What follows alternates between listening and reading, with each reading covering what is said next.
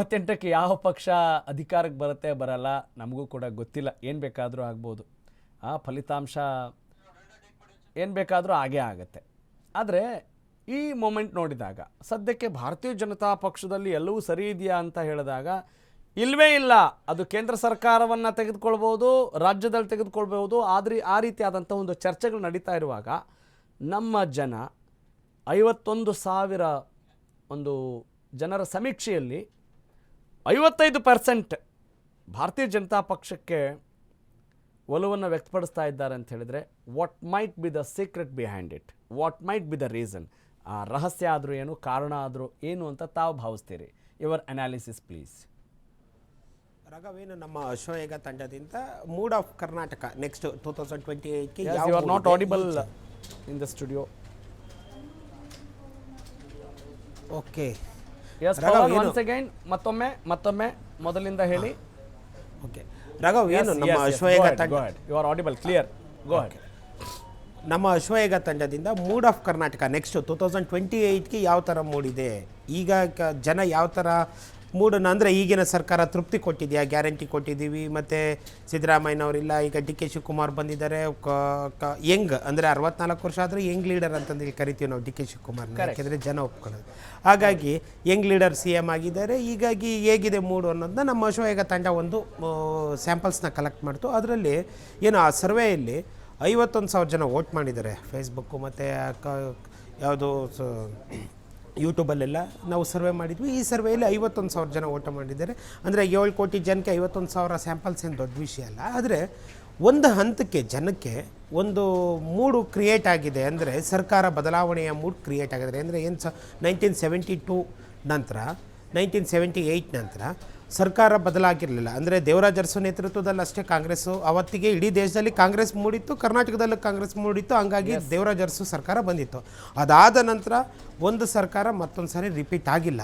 ಆದರೆ ಈಗ ಮತ್ತೆ ರಿಪೀಟ್ ಆಗುತ್ತಾ ಅನ್ನೋದೊಂದು ಯಾರು CM D K Shivakumar day ಒನ್ನಿಂದ ಹೇಳ್ತಾ ಇದ್ರು. 2028ಕ್ಕೆ ನಾನಿಲ್ಲಿ ಮತ್ತೆ ವಿಧಾನಸೌಧನ ಹತ್ತೀವಿ, ನಮ್ಮ ಪಕ್ಷ 142 ಸ್ಥಾನಗಳನ್ನು ನಾವು ಗೆಲ್ತೀವಿ ಅನ್ನೋದೊಂದು ಹೇಳ್ಕೊಂಡು ಬರ್ತಾ ಇದ್ದಾರೆ. ಬಟ್ ನಮ್ಮ ಸರ್ವೆ ಪ್ರಕಾರ 51,000 ಸ್ಯಾಂಪಲ್ಸು ಹೇಳ್ಬೋದು. ಈಗ ಜರಿಯರೆಲ್ಲ ಹೇಳ್ತಾರೆ 51 ಸ್ಯಾಂಪಲ್ಸ್ ದೊಡ್ಡಲ್ಲ, 7 ಕೋಟಿ ಜನಸಂಖ್ಯೆಗೆ. ಆದರೆ ಆ ಜನಸಂಖ್ಯೆ ರೆಪ್ರೆಸೆಂಟ್ ಮಾಡ್ಬೋದು, 1,000 ಮಾಡ್ಬೋದು, ಒಂದು ವೋಟು 1,000 ಮಾಡ್ಬೋದು, ಅಥವಾ 10,000 ಸ್ವಲ್ಪ ಜೋರಾಗಿ. ಎಸ್, 1,000 ಒಂದು 50,000 ಸ್ಯಾಂಪಲ್ಸ್ ನಾವೇನು ಕಲೆಕ್ಟ್ ಮಾಡಿದ್ದೀವಲ್ಲ, ಆ ಕಲೆಕ್ಟ್ ಒಂದು ವೋಟು 10,000 ಜನನ ರೆಪ್ರೆಸೆಂಟ್ ಮಾಡ್ಬೋದು, 1,000 ಜನನ ರೆಪ್ರೆಸೆಂಟ್ ಮಾಡ್ಬೋದು. ಕರೆಕ್ಟ್. ಬಟ್ ಅದೊಂದು ಸ್ಯಾಂಪಲ್ ಆಗಿ ನಮಗೆ ಸಿಕ್ಕಿದೆ. ಅದ್ರ ಪ್ರಕಾರ, ಆ ಸ್ಯಾಂಪಲ್ ಪ್ರಕಾರ 51,000 ಜನನ ವೋಟಿನ ಪ್ರಕಾರ ಮುಂದಿನ ಸರ್ಕಾರ ಏನು ದೋಸ್ತಿ ಸರ್ಕಾರ 68% ಕೊಟ್ಟಿದ್ದಾರೆ. ಬಹುಶಃ ಒಳ ಜಗಳಗಳು BJPಯಲ್ಲಿದೆ. ಎಲ್ಲ ಪಕ್ಷಗಳಲ್ಲೂ ಒಳ ಜಗಳ ಸಹಜವಾಗಿ ಇದ್ದೇ ಇರುತ್ತೆ. ಅವರ ವೈಯಕ್ತಿಕ ವಿಚಾರಗಳಾಗಿರ್ಬೋದು, ಮುಂದಿನ ರಾಜಕೀಯ ಹಿತಾಸಕ್ತಿಗೋಸ್ಕರ ಸಹಜವಾಗಿ ತಿಕ್ಕಾಟಗಳು ಇದ್ದೇ ಇರ್ತವೆ.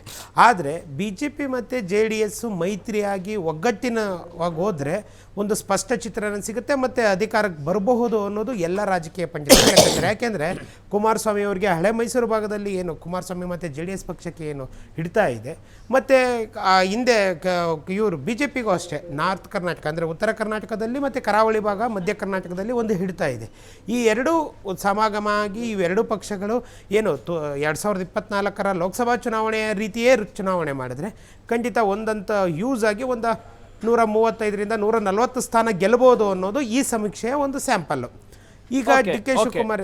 ಓಕೆ ಪವನ್, ಈಗ with all due respect to the opinion of our viewers, ನಮ್ಮ ವೀಕ್ಷಕರ ಆ ಒಂದು ಸಮೀಕ್ಷೆಗೆ ನಾವು ಗೌರವವನ್ನು ಕೊಟ್ಟು ನನ್ನ ಒಂದು ಪ್ರಶ್ನೆ ನಿಮ್ಗೆ ಹೀಗಿದೆ, ಏನು ಅಂತ ಹೇಳಿದರೆ, ಯಾವ ಆಧಾರದ ಮೇಲೆ ಭಾರತೀಯ ಜನತಾ ಪಕ್ಷವನ್ನು ಇಲ್ಲಿ ಆಯ್ಕೆ ಮಾಡ್ಬೋದು, ಯಾವ ಆಧಾರದ ಮೇಲೆ JDSನ ಆಯ್ಕೆ ಮಾಡ್ಬೋದು, ಯಾವ ಆಧಾರದ ಮೇಲೆ ಕಾಂಗ್ರೆಸ್ನ ದೂರ ಇಡೋ ಪ್ರಯತ್ನವನ್ನು ಮಾಡ್ಬೋದು?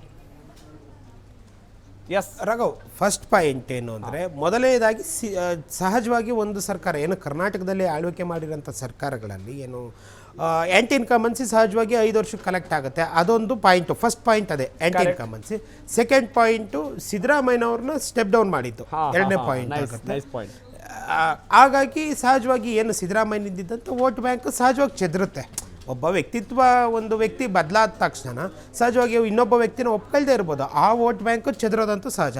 ಈಗ ಅದೇ ಉದಾಹರಣೆ ಹೇಳಬೇಕು ಅಂದರೆ 2021ರಲ್ಲಿ ಯಾರು ಯಡಿಯೂರಪ್ಪನವರು ಸ್ಟೆಪ್ ಡೌನ್ ಆಗಿದ್ದಕ್ಕೆ ತಾನೇ ಕಾಂಗ್ರೆಸ್ಗೆ ಅವಕಾಶ ಸಿಕ್ಕಿದೆ 2023ರಲ್ಲಿ. ಹಾಗಾಗಿ ಒಬ್ಬ ವ್ಯಕ್ತಿ ಸ್ಟೆಪ್ ಡೌನ್ ಅಂದರೆ ಸುದೀರ್ಘ ರಾಜಕಾರಣ ಮಾಡ್ಕೊ ಬಂದವರು ಮಾಸ್ ವೋಟ್ ಬ್ಯಾಂಕಿಂಗ್ ಇಟ್ಕೊಂಡಿದ್ದವರು ಸ್ಟೆಪ್ ಡೌನ್ ಆದಾಗ ಸಹಜವಾಗಿ ಅದು ಚೆದರುತ್ತೆ. ಆದರೆ ಏನು ಕ್ಯಾಚು ಇದಾಗುತ್ತೆ. ಮತ್ತು ಬಿ ಜೆ ಪಿಯಲ್ಲಿ ಮತ್ತು ಬಿ ಜೆ ಪಿ ಏನು ಅಂದರೆ ಹೌದು, ಈಗ ಏನು ಯಡಿಯೂರಪ್ಪ ಅವರ ನಂತರ ಯಡಿಯೂರಪ್ಪನ ಮಗನಿಗೆ ನಾಯಕತ್ವ ಕೊಟ್ಟಿರೋದು ಒಂದಿರ್ಬೋದು. ಮತ್ತಿನ್ನ ಒಂದು ಸಹಜವಾಗಿ ಆ್ಯಂಟಿ ಇನ್ಕಮನ್ಸಿ ಅಂತ ಬಂದಾಗ ಈ ಸ್ಥಳೀಯ ಶಾಸಕರು ಇರ್ತಾರಲ್ಲ, ಇವು ಕಲೆಕ್ಟ್ ಆಗೋದು ನಾವು ಅಲ್ಲಿಂದ ನೋಡಬೇಕಾಗತ್ತೆ. ಯಾಕೆಂದರೆ ಏಕ್ದಮ್ ನಾವು ಸರ್ಕಾರ ಅಧಿಕಾರಕ್ಕೆ ಬಂದುಬಿಡ್ತೇನೆ, ಲೋಕಲಲ್ಲಿ ಆಗೋವಂಥ ಸ್ಥಳೀಯ ನಾಯಕತ್ವಗಳ ಮೇಲೆ ಇದಾಗುತ್ತೆ. ಶಾಸಕರು ಹಿಡ್ತಾ ಹೆಂಗೆ ಇಟ್ಕೊಂಡಿರ್ತಾರೆ, ಶಾಸಕರು ಹೆಂಗೆ ಜನಕ್ಕೆ ಸಿಕ್ಕಿರ್ತಾರೆ, ಇವೆಲ್ಲ ವೋಟ್ ಸ್ಯಾಂಪಲ್ಗಳು ಆಗಿ ಕ್ರಿಯೇಟ್ ಆಗ್ತವೆ. ಇದು ಸಹಜವಾಗಿ ರಿಫ್ಲೆಕ್ಟ್ ಮಾಡೇ ಮಾಡುತ್ತೆ. ಹಾಗಾಗಿ ಕರ್ನಾಟಕದಲ್ಲಿ ಪ್ರತಿ 5 ವರ್ಷಕ್ಕೊಂದ್ಸಾರಿ ಸರ್ಕಾರ ಬದಲಾಗಿದೆ. ಮತ್ತು ಈ ಕಾಂಬಿನೇಷನ್ ಏನು 2024ರಲ್ಲಿ ಲೋಕಸಭೆಯಲ್ಲಿ ಏನು ಕಾಂಬಿನೇಷನ್ ಮಾಡಿದ್ರಂತಲ್ಲ ಯಾರು JDS ಮತ್ತು BJP, ಈ ಕಾಂಬಿನೇಷನ್ನು ವರ್ಕೌಟ್ ಆಗಬಹುದು ಅನ್ನೋದು ಈ ಸ್ಯಾಂಪಲ್ಲು ನಮಗೆ ಸ್ಪಷ್ಟವಾಗಿ ಹೇಳ್ತಾ ಇದೆ. Got it. Nice analysis. Thank you Pavan. ನಿಜ, ಇದರಲ್ಲಿ ಗಮನಿಸಬೇಕಾದಂಥ ಅಂಶಗಳು, ನೆಕ್ಸ್ಟ್ ಯಾರು ಬೇಕಾದರೂ ಅಧಿಕಾರಕ್ಕೆ ಬರ್ಬೋದು, ಆ ಒಂದು ಫ್ರೀ ವಿಲ್ ಖಂಡಿತವಾಗ್ಲೂ ಇದ್ದೇ ಇರುತ್ತೆ. ಆದರೆ ಈ ಸಂದರ್ಭದಲ್ಲಿ ನಾವೇನಾದರೂ ವಿಶ್ಲೇಷಣೆ ಮಾಡ್ತೀವಿ ಅಂತ ಹೇಳೋದಾದರೆ ಈ ಸಮೀಕ್ಷೆಯನ್ನು ಆಧರಿಸಿ ಸಿದ್ದರಾಮಯ್ಯನವರು, ನಮ್ಮ ಪವನ್ ಅವರು ಹೇಳಿದ ಹಾಗೆ ಸಿದ್ದರಾಮಯ್ಯನವರ ಸ್ಟೆಪ್ ಬ್ಯಾಕ್ ಅಥವಾ ಅವ್ರು ರಾಜೀನಾಮೆನ ಕೊಟ್ಟಿರೋದು ಕೂಡ ಕೌಂಟ್ ಆಗುತ್ತೆ.